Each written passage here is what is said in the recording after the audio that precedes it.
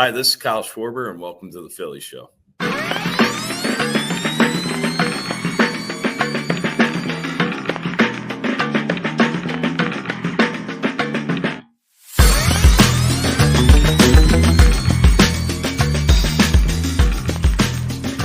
Hi, everybody. Welcome to the Phillies Show with Ruben Amaro Jr., Jim Salisbury, Todd Zolecki, brought to you by the Foul Territory Network. It is Monday, September 9th, 2024. Jim and I are here together. Ruben is we're taping this on Sunday night.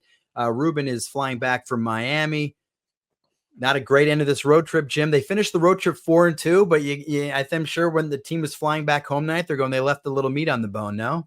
No doubt. Left some chicken on that bone. 4-2 is a good road trip, but, you start off with 4 straight wins and you get the first 2 in Miami against what is essentially a JV team. Aaron Nola on the mound for game 3 of the series. He gets hit around, which sometimes happens to him in that ballpark. Not sure why. And then they just were never in Sunday's ball game. Seth Johnson with his major league debut in that number 5 spot, which has been a problem for them. It won't be a problem much longer. There's only, 2 or 3 starts left in that 5th start before the postseason, and they can shorten the rotation. Johnson's got some talent. He's got a chance to have a future in this organization. I hope he doesn't get too down about this. Mm-hmm. I'm sure it stings. But I do remember Zach Eflin years ago having a really poor debut up in Toronto.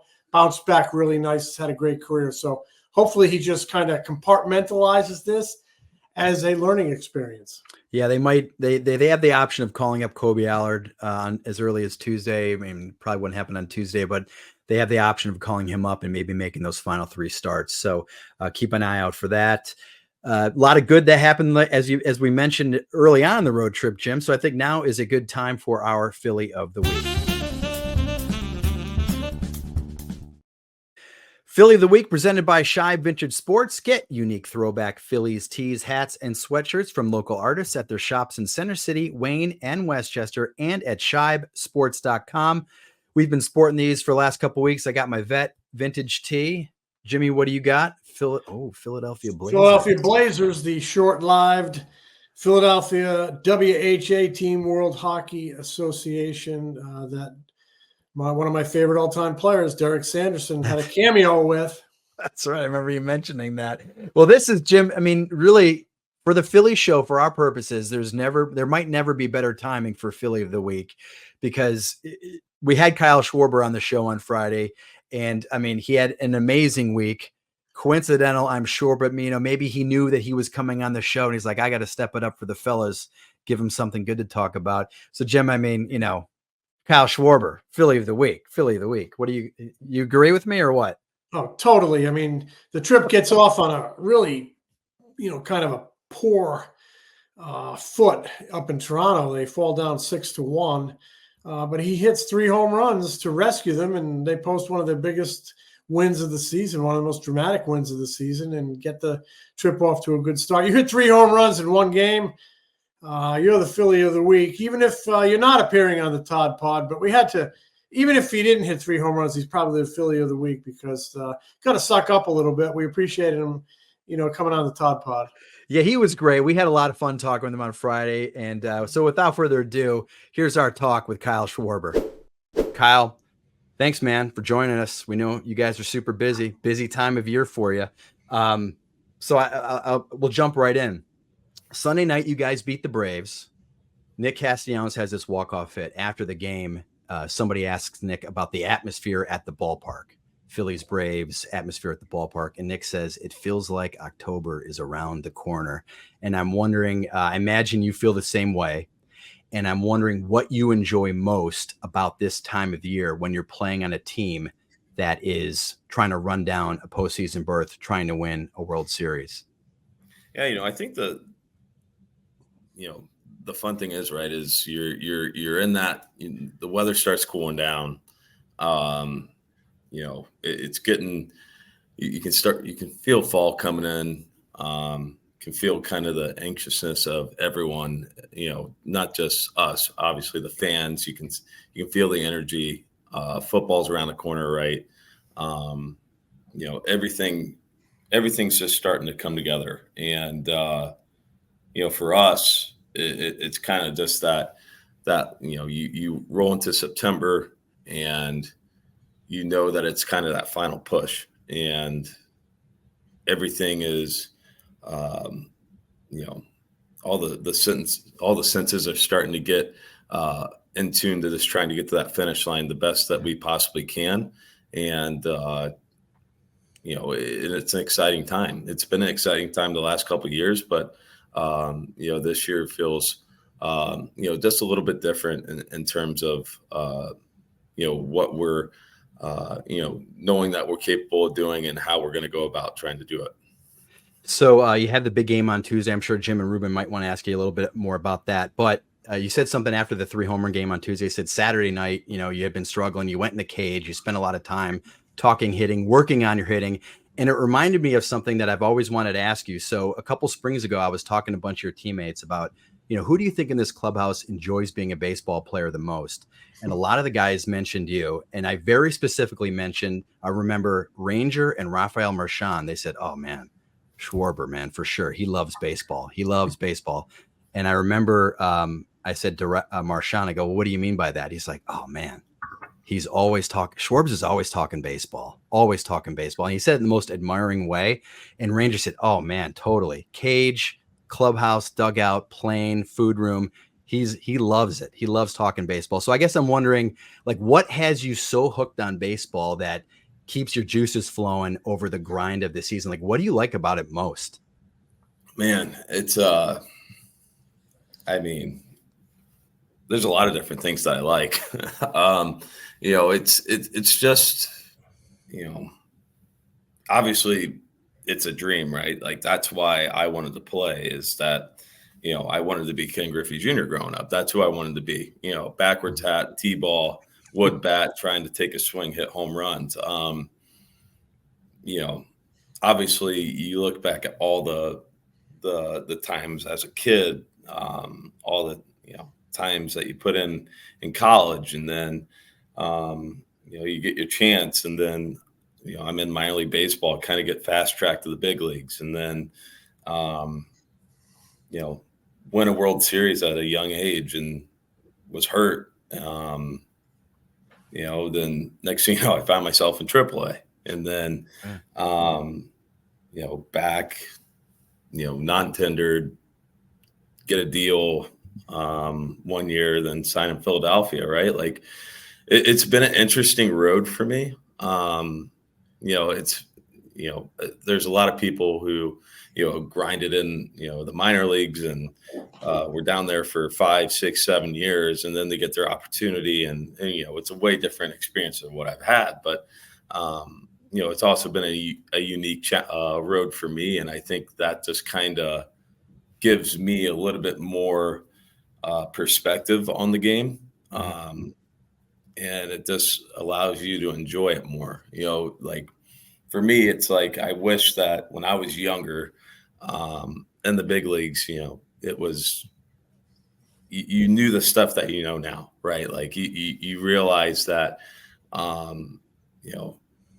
not taking that 0 for 4 with 3 punch outs, it's not the end of the world, right? That you gotta get to work, and you gotta learn from it, and you get ready to go tomorrow. And so kind of having a different outlook on baseball for myself, and I think just being able to enjoy it more in terms of that, because everything's performance based in this game, right? And what if you're performing, your team's doing well? But I think that's the great thing too, is that sometimes when you're not performing, your team can do well, and you're able to learn from that and find a way to be productive, even when you're not being productive, say, in the box, whatever it is, right? That you can find many different ways to be a really good baseball player, just if you don't have it that day. Pop quiz, AJ. What's America's #1 meal kit? That would be HelloFresh, Scott, and it even works for picky eaters like you. There's an ever-changing menu of 50 recipes to choose from each week. So just select your meals and delivery date, and voila! Home-cooked meals just hit different. Agreed. With FT every day and my coaching job, I don't have time to search recipes all night, and also spending money on a whole jar of spices for only a pinch? Nah, I'm good. My family gets more of me because I don't have to take a last-minute trip to the grocery store at night to find dinner. Ready for this? For free breakfast for life, go to HelloFresh.com/free FT. One free breakfast item per box while subscription is active. That's free breakfast for life just by going to HelloFresh.com/FREEFT.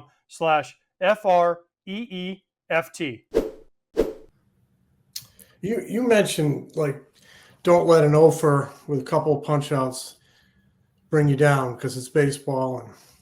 And on the flip side, when you have a night like you had the other night in Toronto, when you hit 3 bombs and you rescue the team from a big deficit, I mean, you talk to the writers after the game, you say all the right things. But when you get on that bus and get back to the hotel and you are all alone, do you look in the mirror after a night like that and say, man, I am awesome?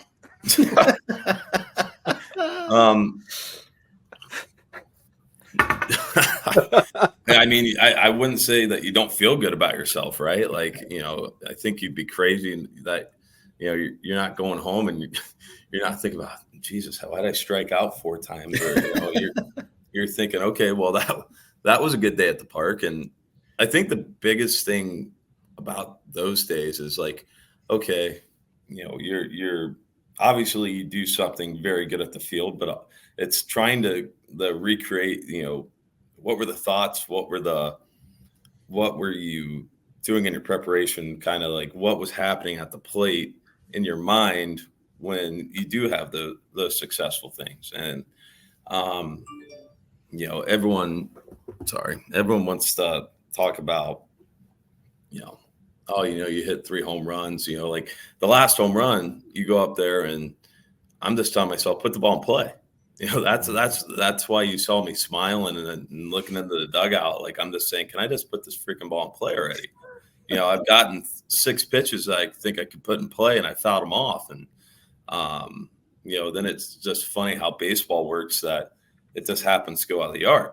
And that's why, you saw me, I don't really smile that much when, you hit a home run or things like that. I just thought that was just the cliche thing of baseball right there is, you're not trying to do too much. And the next thing you know, a really positive thing happens. You put the ball out of the yard and the team gets the lead. But, I think that's kind of the personal side. But, for me, it's like also there's so many different things that went well for us in that game that, that was kind of a really cool, I think, game for just the whole team in general. Is that, we got down and we were able to hold them there and we fought back and got a good result out of it. So, Kyle, you talked about being able to be a good baseball player without actually doing something on the field.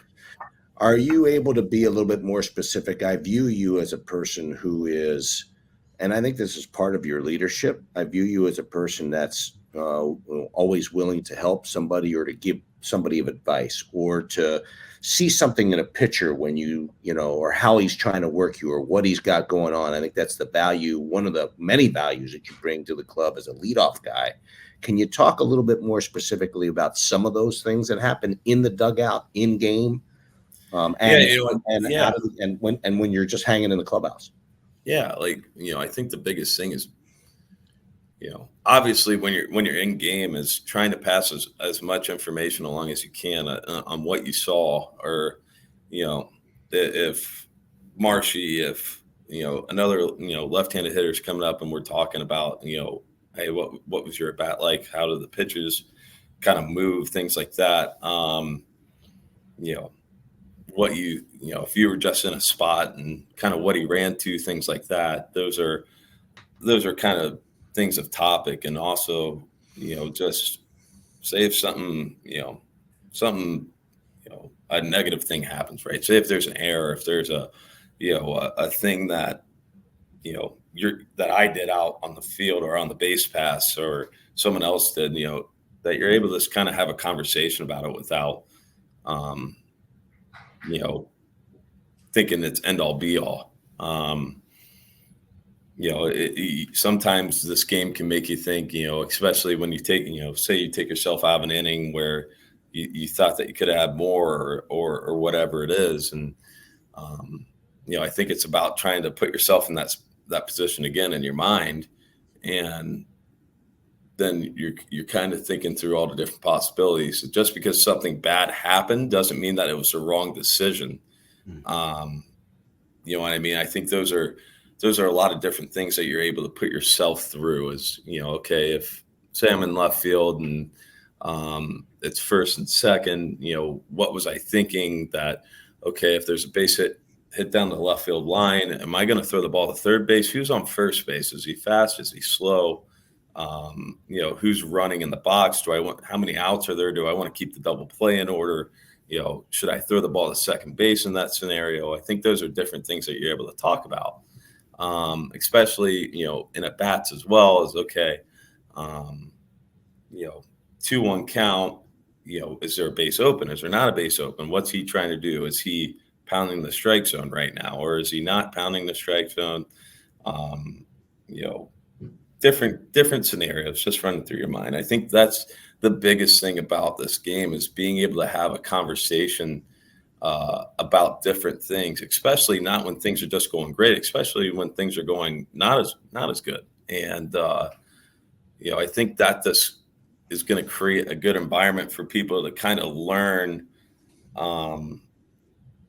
If you get put in that situation again, that you can have a little bit better idea when you're going to be in there, and so kind of put your mind in a better position to have success than thinking just when you get back in that position without even talking about it.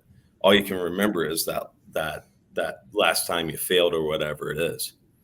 So I want to follow up on that. So you guys had an unbelievable start to the season, and then you had a really rough go for a while, and you weren't playing the caliber of baseball that you. What are the things that you learned through that process? As you talk about going through the learning process when things don't go great. What did you learn I guess personally and as a team? Yeah, I think when obviously we weren't playing our best baseball out of the break. We went through a pretty tough stretch there, and it was kind of it was a weird thing where you see everyone just kind of wasn't going at the same time, and everyone's kind of grinding there at the same time, and you're trying to find a way to go out there and win a baseball game, and right, it's just not easy, and the game's just not easy in the first place, and second off, when you feel like there's a vast majority of your lineup that feels like that we're trying to find the feel of your swing again or whatever it is. It can definitely be tough, and there was games that it's like the cliche thing of baseball where you pitch and you don't hit, and then there's times when you hit, it feels like we weren't pitching, and that's just I think that's the nature of baseball, and I think that's what brings a club closer is trying to everything's great when everything's going good, right? Everyone's happy go lucky, and you're winning games, but when you're trying to fight through it and grind through it, I think that's when the club gets closer and everyone's going to try to find a way through it. And not everything's going to be pretty, right? It's not going to be sexy out there, but it kind of takes those little small victories one at a time that you start putting it back together, and the next thing you know, we're playing our brand of baseball again. But I think the biggest thing too is, and we talked about it in the media, is that saying that we're going to be better off for it. That it stinks right now. Absolutely, it stinks. But if say we find ourselves in October and we get punched in the mouth, we're not just going to roll over and quit. That we're going to find a way to put it back together and find our way in the game again. I know there's when the team has been struggling, you seem to have a kind of a calming presence in the clubhouse. I know, we'll come to you every once in a while when things are going bad, and you have a way of putting things in perspective. I think your teammates can feel that as well. And I remember talking to you last year. Last year you were nominated for the Roberto Clemente Award, and I remember talking to you about when you were a kid, you would kind of ride along with your dad, and you'd spend a lot of time at the police station. You said that was your first real glimpse of like camaraderie and family and dealing with adversity. And I'm wondering that experience with your dad, maybe, your mom is a nurse, first responder, your sister was in the National Guard, and now she's a police officer. I mean, do you think some of that influenced how you handle a clubhouse when things are going great, but also more importantly, when things are going bad? I would say so for sure. Being able to see how, my dad interacted with people, how my mom interacted with people, and, obviously my sister now, and, obviously hearing stories, but also too seeing kind of like firsthand experiences of people being able to come up to them and talk to them. I think that's a real thing that,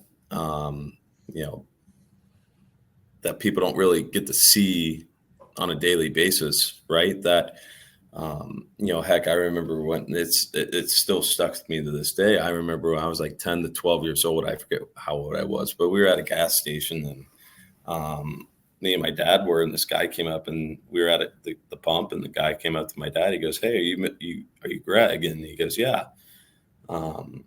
He goes, "I don't know if you remember me or not, but you arrested me, 30 years ago, whatever." And, Wow.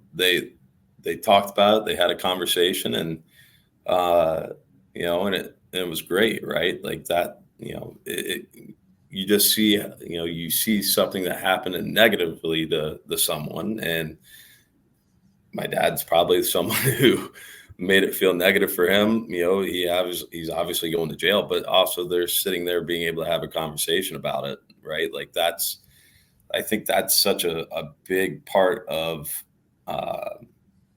not just, that line of work, baseball. I just feel like in general, right? Like being able to listen to each other and being able to talk about different things and be open to that. That's positive, right? That's going to be a good thing to have. And, seeing how, being in my dad's work after school and getting that, clubhouse feel, seeing how everyone interacts with each other, and seeing how, my mom, my sister, how they're, strong, and how they did a lot of different things when at different times of their lives that were very challenging. And, you see those things, and it's like, why, you can put those things that you saw when you were younger into, things that I'm doing now. And I have a great amount of respect for obviously my family. And that's why, I'm the person I am today. And that's why I wanted to start a charity is, one, the kind of represent them, but also two, the kind of just the daily challenges that first responders go through and their families go through, and, and shed light on a lot of positive things that they do. I mean, your charity is Schwarber's Neighborhood Heroes. You started in 2017, you and your wife, Paige, right? And I think you've raised over 600 grand, if I'm not mistaken. Yeah. Yeah. So I think we're over 600 grand in the last 2 years here in Philadelphia. And since, that's just the last 2 years. Yeah. And since, I think since 2017, we're definitely over $1 million raised, Wow. Which is awesome. And that kind of all goes back into where we're at as me and Paige are at in our communities, right? That everyone gets to see us as baseball players and only see on the field. But, this is, Philadelphia is where my kids are growing up. They're spending the majority of their time here in Philly. And obviously we go back home in the off seasons, but we're spending 6-7 months a year in Philly, and that's that's home pretty much technically. Yeah. So you want to impact your community, not just in terms of playing baseball, but then you can kind of give people a little bit of an inside look of you away from baseball, and things that you're passionate about and things that you really care for. And we want to try to create as many positive experiences for individuals and families and kids who might not be as lucky as I was when I was growing up, that dad, mom got to come home every night, sister comes home, that that we can try to put smiles on faces. And if that's just for a day, if that's for a week, a month, a year, or for a lifetime, that's what we're trying to do. Yeah. That is great stuff, and that's important stuff. That's transcends baseball. It's about human stuff. I mean, it specifically with baseball, it almost seems like you bring some first responder ideals to the clubhouse. When a guy's having a tough night, there's been times like a guy might have a tough night. There'll be times I've seen you at his locker mentoring him. I think somebody told me a story about Alec Bohm when he was kind of a young player, maybe in 2022, and he had a tough night, and you pulled up a chair and said, "Let me tell you about the night I struck out 4 times with men on base." This relatable stuff. It's almost like nurturing, and I'm sure it has a lot to do with your background. Is that stuff you enjoy, and how impactful can that be on a clubhouse over the long season when we know this game is so rooted in failure? Yeah. I think it kind of goes back to what I talked about, that, my kind of journey to where I'm at right now as a baseball player, that, a lot of high expectations, obviously for myself, one that I put on myself, and expectations outside of myself too. And, I come in 2015 and come in midway through the year, and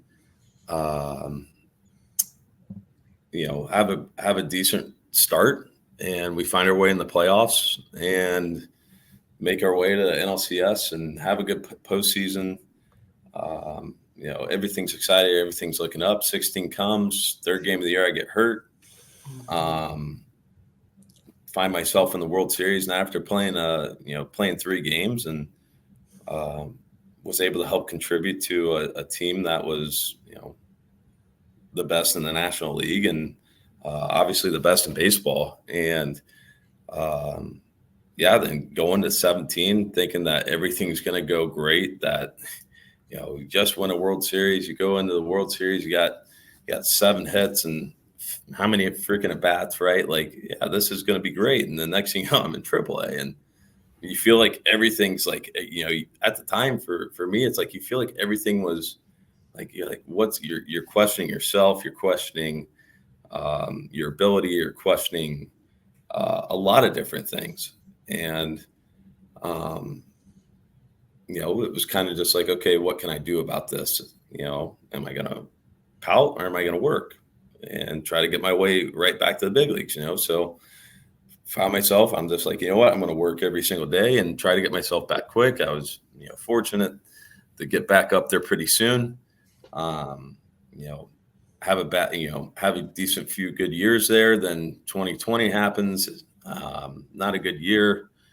Found myself non-tendered and going to Washington on a 1 year. And, that's kind of when I really got my opportunity to just go out there and play every single day, and kind of found my own, right? That, that's the player I thought I was. And, you get traded to Boston, walk into a team that was in first place, and, you go to the postseason again. And next thing you know, you're in Philadelphia with a roster of stars. And, it's just like, okay, like for me, I'm just going to be I wanted to be myself. And you see all these young guys that we had in our clubhouse and in our room, you see Bulmer, you see Bryson Stott, obviously we trade for Marsh. Now you look at our team where you have Rojas, and you see guys who keep getting years and years under the belt of postseason experience and success. So it's all the success is great, but also too is making sure those failures, when those failures do happen, that we're not carrying those into the next day. I think that's the biggest thing, right? Like when I look back, it's like, man, I probably carried so many different freaking things on my back that I couldn't even have success for the next week. I mean that like the great Ken Reveza, he's a great mental skills. He's passed away now, and I remember we're in LA and playing the Dodgers, and it was 17. I was struggling, and he comes to my hotel room. He goes, "Hey, what are you doing?" I'm like sitting in my hotel room. He goes, "I'm coming up to your room." I go, "Okay, Ken." And Ken comes in my room. We're sitting there. We're talking. He goes, if anyone knew Ken's got this great voice and this a great personality. And he goes, "Well, Kyle, I want you to go ahead and act like you're getting in the box." So I get in the box. He goes, "Take a swing." So I take a swing. He goes, "Great. Now turn around." And I turn around, and he jumps on my back, and he goes, "Now take a swing." So he goes, "You feel how weighted down you are? You feel that?" And, it's funny. You laugh about it. Then you think about it. You're like, man, you know what? Like, it's true, that it's hard to take a swing when I got this guy on my back. What about, the last 10 outs I made, or the bad call, so the umpire made a bad call on me that at bat, and I'm still thinking about it in the at bat, right? Like those are all different external things that your mind can go to, besides, what you got to be so hyper focused on what you're doing at the plate when 98's coming at you, or an 85 slider or whatever it is coming at you now, and that you need all your focus going into that at bat. And if you're thinking about any other thing, that it's going to make it just 10 times harder. So if I'm able to, now that I've gone through those things and I've experienced them, and I've always said experience is a big thing, right? That things that you experience are big learning points. And if you can kind of help just be an ear and, make someone feel like they're just the only person going through it, that, no, I've been through it too. And, I'm sure everyone else, all the biggest names in the game, Harp, Trey, JT, our roster's gone through it. Everyone goes through it, but sometimes it makes you feel like you're on an island. And if you can make the island full of people, and you can find your way off the island with a lot of different people, that's a lot more enjoyable than just you floating on a raft by yourself. You know what I mean? Totally. That's great stuff. We have something in common, because I did work with Ken Revisa myself when I was with the Angels, and he's a spectacular person. God bless him. He's no longer with us, but there was he impacted so many people. I'm really glad that you brought him up. I didn't know that you had interaction with him. That's really, really cool. I wanted to just to talk about that island. So I think part of what I like about you guys is off the field, and I think I felt like this when on a lot of teams that have had a lot of success, that off the field you also like really care about each other, like to be around each other. I think part of that process for you guys is being on the golf course. It seems like that's something that you guys like really enjoy doing.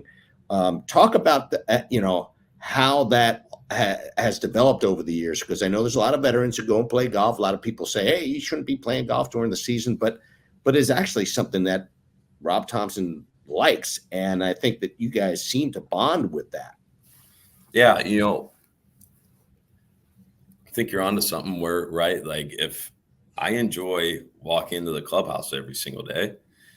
That's a good work environment. And, I'm pretty positive.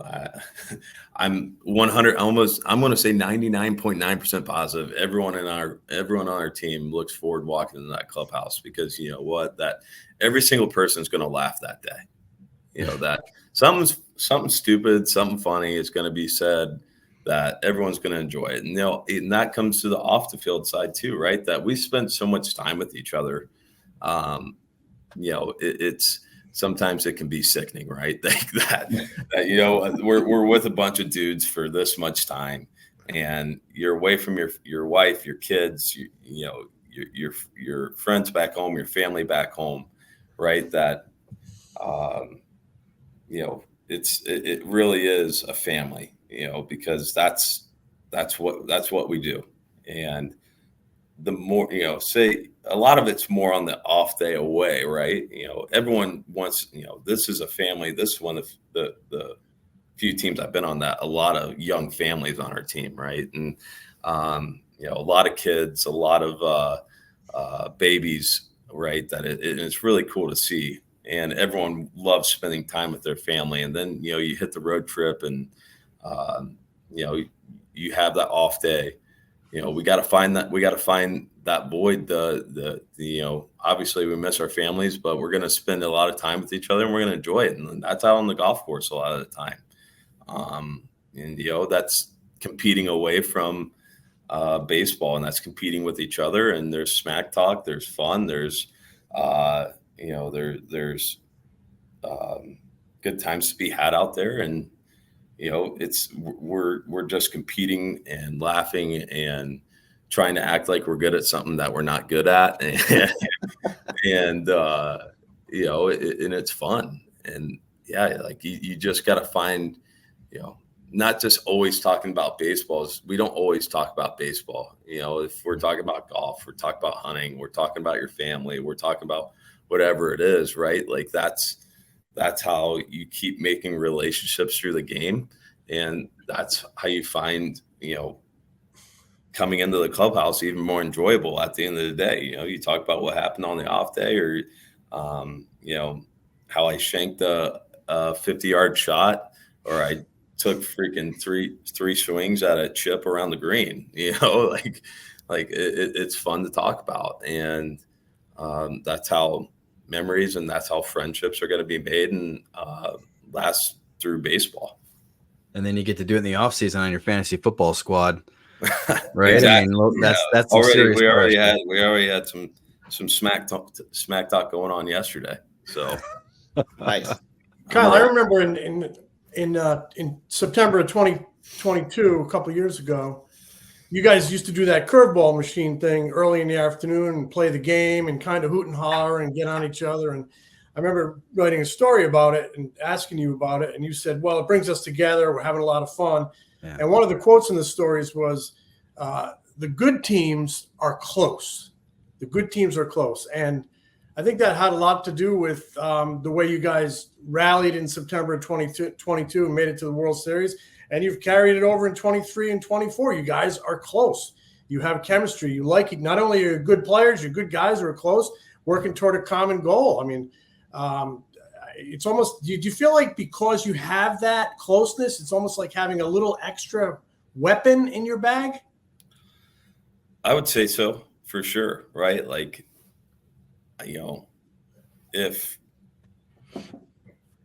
like I said, if we walk in that clubhouse every single day and you're looking forward to walking through that door, that's already one thing that's on our side. And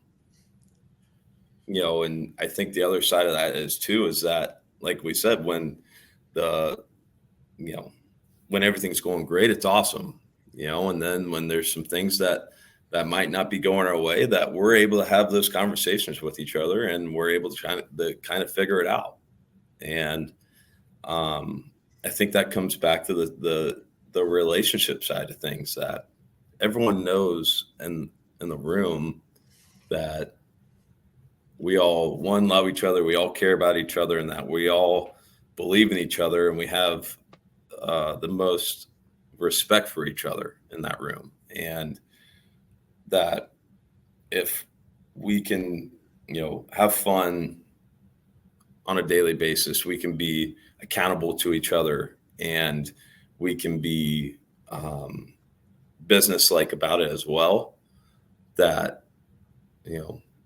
it's going to be really hard at the end of the day, the go out there and beat us, right? Like, we know there's really good players in the room, and that if we're doing everything that we know that we can do on a daily basis, so that doesn't mean going 4 for 4. That means, just going out there and taking our bats, having our bats, being hard outs, the way our pitchers go out there and they attack the zone and playing defense that we know that we can play, that it's going to be hard to beat us. Teams are going to beat us, right? It's baseball. You play so many games that, no one's going 162-0, that you're going to go out there, you're going to have great wins, you're going to have bad wins, you're going to have bad losses, and you're just going to lose. It's just how the game goes. And, I think that's why the course of the year is so important, because, you figure those things out, and then you get to the most important time of the year, and you put all those things that happen throughout a course of a year, and now everything's magnified into, trying to win, heck, for us, hopefully we're trying to win, what is that, 4-4-3, so 11 games, and there's 2 extra games added on now with the wild card, trying to win 13 games if that happens. But, that's the most important time of the year. And, trying to win 11 to 13 games after winning, say, we're at what, 83 wins right now. Yeah. It's such a small number and minute, but that's the best part about baseball in that time of the year, is because it's just the most pure game. It's the purest form of baseball. And all you're trying to do at the end of the day is just beat the other team and get to where you want to be. That's awesome. Well, Kyle, thanks so much for the time. I want to mention again, your work with Schwarber's Neighborhood Heroes. You have a website, schwarbersneighborhoodheroes.org. You can donate to the cause. You obviously post your events that you have. You had the block party this summer, of course, and that was super successful. So check that out. I mean, I see you talking to these guys when they come to the ballpark all the time. It's a really, really cool thing that you do, and so I wanted to mention that, schwarbersneighborhoodheroes.org. They announced the Roberto Clemente Award nominees on Monday. We're taping on Friday, so we'll find out if you get nominated for that. Obviously deserving if you are. And if you are, or whoever it is on the Phillies, you can vote for that. I think you can vote for that at MLB.com for the Roberto Clemente Award winner. So check that out. But Kyle, man, thanks a lot. Again, we truly appreciate, as people are around every day, we understand how valuable your free time is. So the fact that you hopped on with us, we really do truly appreciate it. So thanks a lot, man. I appreciate it. Thank you guys. Appreciate Thanks so much, Kyle. You guys do. So let's keep pushing and see where this thing takes us. All right. Thank you again to Kyle Schwarber for the time. Jim, when you listen back to that interview, anything jump out at you that you really particularly liked? I loved the whole thing. I like where he talked about they had that tough time, in the middle of the season for a couple months. And he said, you learn to deal with adversity in case you get punched in the mouth or punched in the face in October. You know how to deal with it. And I also like the line of questioning you had about his foundation and how he helps first responders, and his parents were both first responders.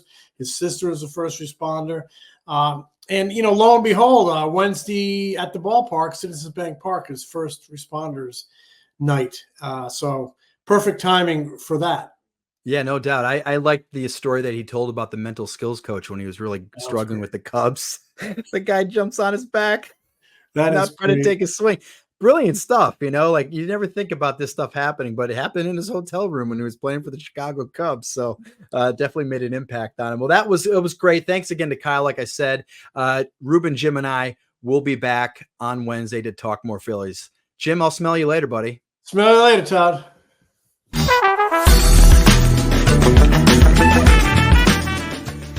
This is the Phillies Show. If you haven't already, please subscribe to The Phillies Show wherever you get your podcasts. You can also watch us on our YouTube channel. If you like what we do, give us a review. Tell a friend. Catch Ruben, Jim, and me on Phillies Nation TV, presented by Valley Forge Tourism. New episodes air an hour before every Saturday Phillies game on NBC Sports Philadelphia. Replays air throughout the week and on PhilliesNation.com.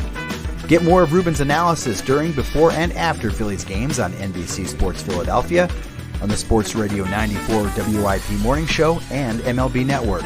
Read Jim at the All City Network at allphly.com. Find more of me at MLB.com, the Phillies Beat newsletter, and occasionally on MLB Network.